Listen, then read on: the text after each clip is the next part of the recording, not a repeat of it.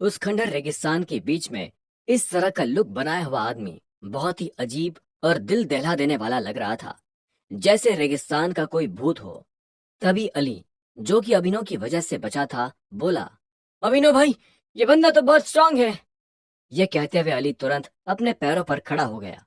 अभिनव ने भी बोलने के लिए होठ खोले, लेकिन अचानक से बिल्कुल शॉक्ड रह गया, क्योंकि अली के हाथ में शॉटगन के अलावा एक बंदूक और थी। हालांकि वो दूसरी बंदूक इस वक्त बिल्कुल मुड़ी तुड़ी थी, जैसे कोई स्क्रैप मेटल हो। अली धीमे से बुदबुदाया, उसने शॉटगन को भी मोड़ने की कोशिश की थी, लेकिन उसका मटेरियल उसकी फोर्स को झेल गया। जबकि ये मेरे अपनी पिस्तौल का हाल देखो। अभिनव ने पलटकर चारों तरफ गौर से देखा। दूर दूर तक केवल रेत ही रेत थी। अभिनव ने एक बार सिर हिलाकर फिर से आसमान में चमकते हुए सूरज को देखा। अभिनव भाई, बी केयरफुल। अली घबराते हुए बोला, ऐसी सीरियस फाइट के वक्त तुम इतने डिस्ट्रैक्टेड कैसे लग रहे हो? अली की बात सुनकर अचानक से अभिनव जोर से हंस पड़ा। ये देखकर अली शॉक रह गया। हालांकि वो अभिनव से कुछ पूछ पाता, उससे पहले अभिनव ने पलटकर सामने खड़े दुश्मन को मुस्कुराते हुए देखा और बोला, दामोदर अंकल। हैं? अली अभिनव की बात सुनकर बिल्कुल शॉक रह गया। उसे लगा मानो कड़ी धूप और जलते रेगिस्तान के बीच में किसी ने उसके ऊपर बर्फीला पानी डाल दिया हो। वो बिल्कुल बौखला गया था। एक गहरी सांस लेते हुए अली अपने आप से बोला, क्या अभिनव भाई का दिमाग खराब हो गया है? लगता है धूप बहुत तेज है और अभिनव भाई को हेलुसिनेशन होने लगा है। इस विलन को अपना अंकल बता रहा है, वो भी ऐसे सिचुएशन में। वो शॉक और डिसबिलीफ के साथ अभिनव को ही देखे जा रहा था, लेकिन अभिनव बिल्कुल शांत लग रहा था। उसके चेहरे पर मुस्कुराहट थी और आंखों में कॉन्फिडेंस। अली हकलाते हुए बोला, अभी अभिनव भाई। क्या बात है अली? अली की बात पर अभिनव हंसते हुए बोला।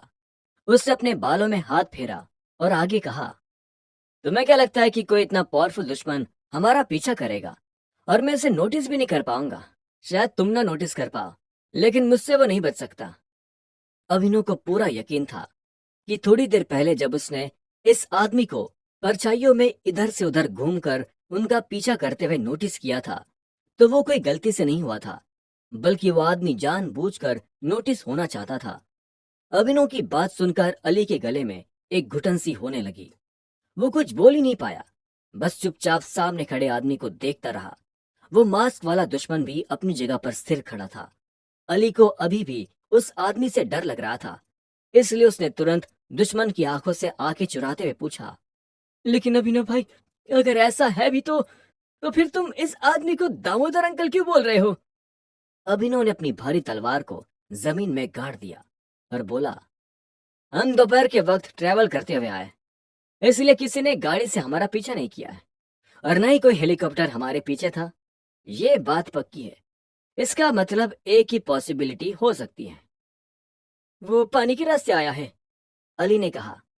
ये सुनते ही अभिनव ने मुंह बनाते हुए तीखी निगाहों से देखा और बोला, रेगिस्तान में पानी क्या तुम्हारे अब्बा लेकर आएंगे? ये सुनते ही अली ने मुंह पिचका लिया। अभिनव बोला, सिर्फ एक ही पॉसिबिलिटी थी कि यह आदमी हमारा पीछा करके यहाँ नहीं आया, बल्कि वो पहले से ही यहाँ मौजूद था। अभिनव की आवाज में पूरा यकीन झलक रहा था। अभिनव की मुस्कुराहट में भी एक कॉन्फिडेंस था और साथ में सुकून भी, जैसे मानो उसके कंधे का बोझ उतर गया हो। हालांकि अगली पल वो दुश्मन चिल्लाया, अगर अपनी जान प्यारी है तो निकल जाओ यहां से। ये कहते हुए उस आदमी ने अपने दोनों हाथों में दो बंदूकें निकालकर अभिनव और अली की तरफ तान दी।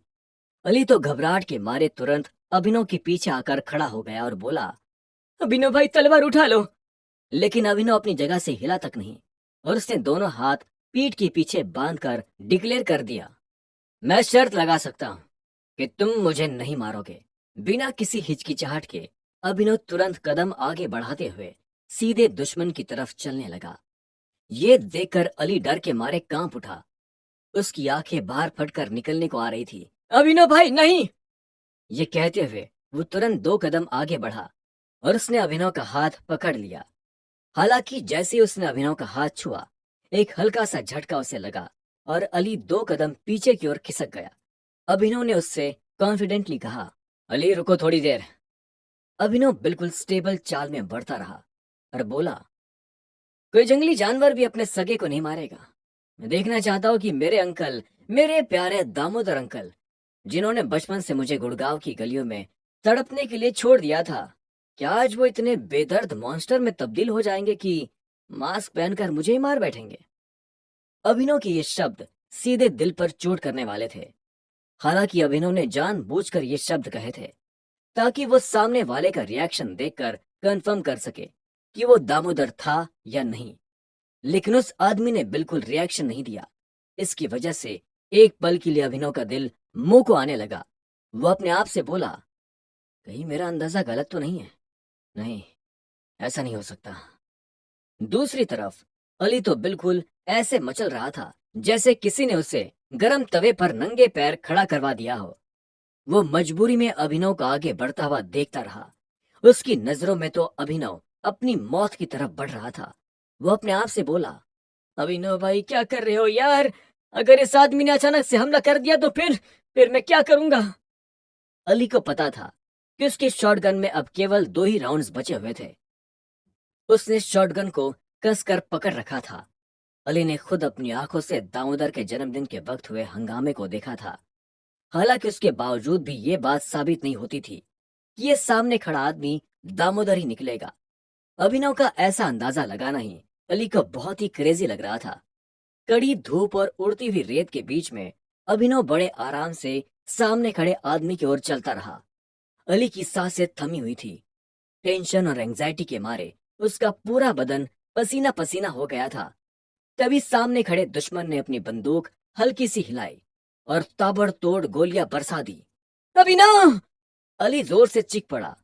उसने तुरंत अपनी शॉटगन उठाकर निशाना लगाया, लेकिन इतने में अभिनव की भयानक आवाज सुनाई दी। Come on! पहले आपने मुझे मरने के लिए गुड़गांव में अनाथ की तरह छोड़ दिया। उसके बाद आप जिंदा होने के बाद भी मुझे धोखा देकर मुझे गढ़वाल फैमिली में छोड़कर भाग गए, वहां जहां सारे काउंसिल मेंबर्स मेरे दुश्मन बनकर मुझे मारने की कोशिश कर रहे थे। और कितना गिरोगे दामोदर अंकल? और कितना? जवाब दो। गोली मारनी है तो जमीन पर क्यों मारते हो? मेरे सीने पे मारो। अभिनव की आवाज में गुस्सा और नाराजगी साफ झलक रही थी। अचानक से गोलियों की बौछार रुक गई। अली के दोनों हाथ शॉटगन को पकड़े हुए बुरी तरह कांप रहे थे। उसके सीने में दिल किसी इंजन की तरह धक धक करते हुए धड़क रहा था। उसने नोटिस किया कि अभिनव चलते हुए दुश्मन के इतने नजदीक पहुंच गया था कि वो दुश्मन अभिनव का गला भी दबोच सकता था। थोड़ी देर पहले की गोलियों की बौछार अभिनव से नहीं टकराई थी, लेकिन अब दुश्मन ने अभिनव के सीने पर बंदूक लगा रखी थी। बस एक ट्रिगर दबाने की देर थी और अभिनव का खेल खत्म। लेकिन तभी अचानक से अभिनव की आंखों में देखते ही उस दुश्मन का पूरा बदन कांप उठा। उसने अपनी बंदूक नीचे कर ली और सिर भी झुका लिया। कुछ पलों के बाद उसने अपने चेहरे पर लगा मास्क उतार दिया। तेज धूप की रोशनी में दामोदर का चेहरा सामने आ गया। दामोदर की आंखों में प्यार था और मुस्कुराहट में गर्व की भावना। वो बोला, "यू रास्कल, आखिर तुम्हें पता कैसे चला? क्या ये सच में दामोदर सर ही है?" अली हकलाते हुए केवल इतना ही बोल पाया। उसके हाथ से शॉटगन फिसलकर जमीन पर गिर गई। वो दोनों हाथों से अपनी आंखों को बार बार जोर से रगड़ रहा था, क्योंकि उसे अपनी आंखों पर यकीन नहीं हो रहा था। God damn it! इसका मतलब अब इन्होंने जो अंदाजा लगाया वो बिल्कुल सही निकला। अली बोला। 2-4 सेकंड तक शॉक रहने के बाद अचानक से अली के चेहरे पर एक नाराजगी सी दिखाई देने लगी। हालांकि अभिनव या दामोदर में से किसी ने भी अली के अंदर आए इस बदलाव को नोटिस नहीं किया। दूसरी तरफ दामोदर का सवाल सुनकर अभिनव कॉन्फिडेंटली मुस्कुराकर बोला, "जब कबीर और मैं पिछली बार आपको ढूंढने के लिए सीरी आए थे, उस वक्त भी तो आप यही थे ना? क्या बस इतने में ही पता चल गया?" दामोदर ने बड़े शांत लहजे में पूछा। अब उसके अंदर थोड़ी देर पहले वाला खूंखार दुश्मन नहीं झलक रहा था। अभिनव अपने बालों में हाथ फेरते हुए मुस्कुराकर बोला, "बस मैंने अंदाजा लगा लिया। पिछली बार जब हम यहाँ पर आए थे तो मुझे लगा था कि हेलीकॉप्टर हमें चेस कर रहे थे, इसलिए हम गलती से यहाँ पहुंच गए। लेकिन अली के अब्बा की वो नक्काशी, रेगिस्तान की दुल्हन कहा जाने वाला ये पॉलमैरा का खंडर शहर और आपका पहले से यहाँ मौजूद होना, ऑफ कोर्स मुझे कंफर्म नहीं था, लेकिन मेरा अंदाजा सही निकला। दैट वाज रिस्की," दामोदर ने मुंह बनाते हुए कहा। अभिनव धीमे से हंस दिया। हालांकि अगली पल उसका एक्सप्रेशन बिल्कुल सीरियस हो गया और वो बोला, आपके जन्मदिन के वक्त आप अचानक से ही गायब हो गए। खैर छोड़ो, मैं यहाँ प्रोजेक्ट टाइगर के बारे में पता करने आया हूँ, क्योंकि आपके गायब होने के बाद कई सारे लोग एक एक करके मुझसे डायरेक्टली टकराने के लिए आने लगे थे। सिंह परिवार के लोग, कवाई निंजा ग्रुप के लोग, परमार फैमिली और माधव सिंह भी। माधव का नाम सुनते ही दामोदर के चेहरे की मुस्कुराहट गायब हो गई।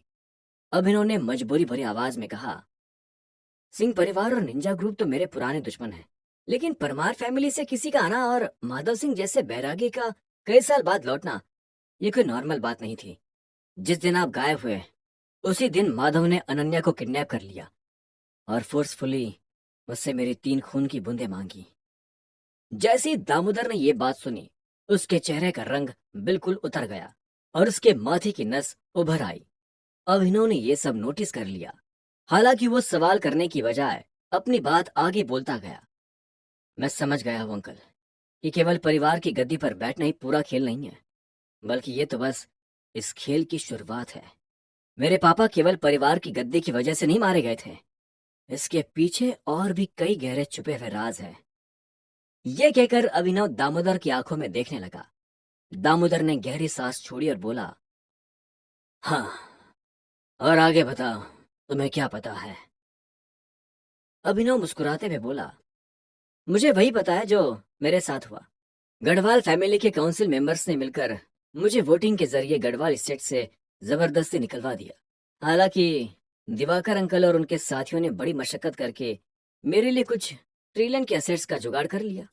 बाद में वे पर्सनली मेरे घर पर आकर इक्विटी के एग्रीमेंट्स मुझे दे गए। उसी में टाइगर बायोटेक्नोलॉजी की भी शेयर्स थे। तब जाकर मुझे कुछ गड़बड़ महसूस होना शुरू हुआ था। ये कहते हुए अभिनव ने एक नजर पलटकर अली को देखा और बोला, उसके बाद अली की फैमिली वाला इंसिडेंट हो गया। सिंह परिवार और कवाई निंजा ग्रुप ने मिलकर अली को छोड़कर उसकी सारी फैमिली को खत्म कर डाला। टोटल 108 मेंबर्स मारे गए, केवल अली बच गया था। उसने मुझे टाइगर बायोटेक्नोलॉजी का ये गोल्डन टाइगर वाला पेंडेंट दिया। ये कहते हुए अभिनव ने अपनी जेब से वो टाइगर का पेंडेंट निकालकर दामोदर की तरफ उछाल दिया। अभिनव के सीने में अभी भी अली के साथ जो कुछ हुआ था उस बात की टीस बाकी थी। अचानक से अभिनव की आवाज में गुस्सा और नाराजगी झलकने लगी।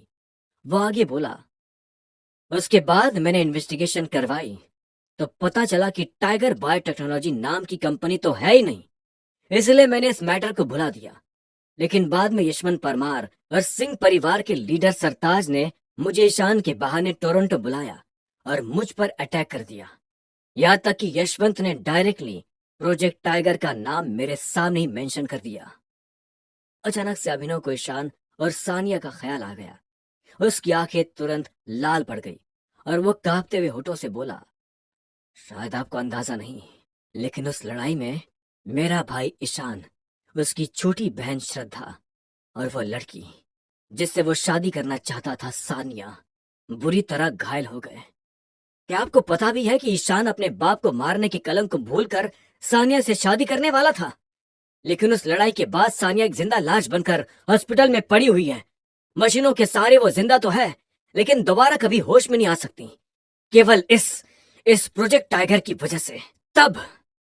तब मैंने फैसला कर लिया कि चाहे कुछ भी हो जाए, मैं प्रोजेक्ट टाइगर के बारे में पता लगाकर ही रहूंगा। अब आगे क्या होगा? आखिर दामोदर इस खंडहर शहर में क्यों छुपा हुआ है? क्या इस बार भी उसने पहले की तरह खुद को खुद ही गायब करवाया था? आखिर क्या है दामोदर और संजय का सीक्रेट प्लान? क्या फाइनली दामोदर अभिनव को प्रोजेक्ट टाइगर की सारी सच्चाई बता देगा? क्या अभिनव की जिंदगी में आने वाले हैं लाइफ चेंजिंग खुलासे? जानने के लिए सुनते रहिए आगे।